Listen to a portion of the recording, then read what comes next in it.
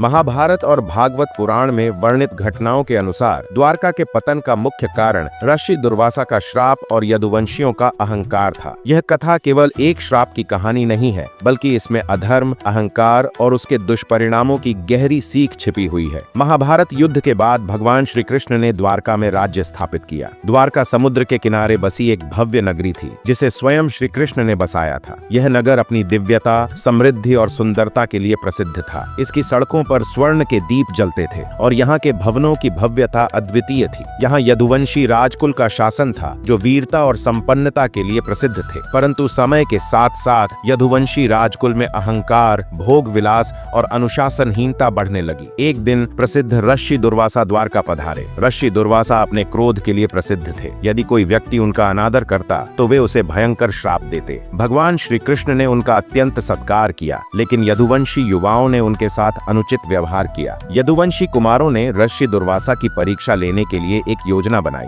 उन्होंने सांब नामक कुमार को एक स्त्री का वेश धारण करवाया और उनके पेट पर एक लोहे की मूसल बांध दी। फिर वे ऋषि दुर्वासा के पास जाकर बोले, हे ऋषिवर, यह स्त्री गर्भवती है। कृपया हमें बताएं कि इसके गर्भ से पुत्र होगा या पुत्री। ऋषि दुर्वासा उनकी इस छल कपट भरी हरकत से अत्यंत क्रोधित हो गए। उन्होंने क्रोधित होकर कहा, हे मूर्खो, यह लोहे की मूसल ही तुम्हारे वंश के नाश का कारण बनेगी। तुम्हारे इस दुराचरण के कारण संपूर्ण यदुवंश का नाश होगा और तुम्हारी नगरी समुद्र में समा जाएगी। यह सुनकर यदुवंशी युवाओं को पछतावा हुआ, लेकिन अब बहुत देर हो चुकी थी। उन्होंने मूसल को तोड़कर समुद्र में फेंक दिया, परंतु वह मूसल टुकड़ों में बदलकर समुद्र की रेत में मिल गया और वहां से घास उग आई। कुछ समय बाद इसी घास से बने तिनकों के कारण यदुवंशी आपस में लड़कर नष्ट हो गए। भगवान श्री कृष्ण यह जानते थे कि समय आ चुका है। उन्होंने इस महाविनाश को रोकने का कोई प्रयास नहीं किया, क्योंकि यह स्वयं ईश्वर की लीला थी। एक दिन जब श्री कृष्ण वन में विश्राम कर रहे थे, अब जरा नामक शिकारी ने उन्हें हिरण समझकर तीर मार दिया। यह तीर उसी लोहे की बनी हुई थी जिसे समुद्र में फेंका गया था। इस प्रकार श्री कृष्ण ने इस लोक से विदा ली। श्राप के प्रभाव से यदुवंशी आपस में ही लड़ने लगे। यह लड़ाई तीव्र होती गई और कुछ ही समय में संपूर्ण यदुवंश का विनाश हो गया। श्री कृष्ण के पुत्र प्रद्युम्न, अनिरुद्ध और अन्य वीर योद्धा भी इस संग्राम में मारे गए। द्वारका के वीर सैनिक, जो कभी पूरे संसार में अपनी वीरता के लिए प्रसिद्ध थे, अब एक दूसरे के खून के प्यासे हो चुके थे। युद्ध के दौरान यदुवंशी राजकुमारों ने समुद्र तट पर स्थित एक वन में शरण ली, लेकिन दुर्भाग्यवश वहां भी उन्हें शांति नहीं मिली। जैसे ही किसी को भोजन और जल मिलता,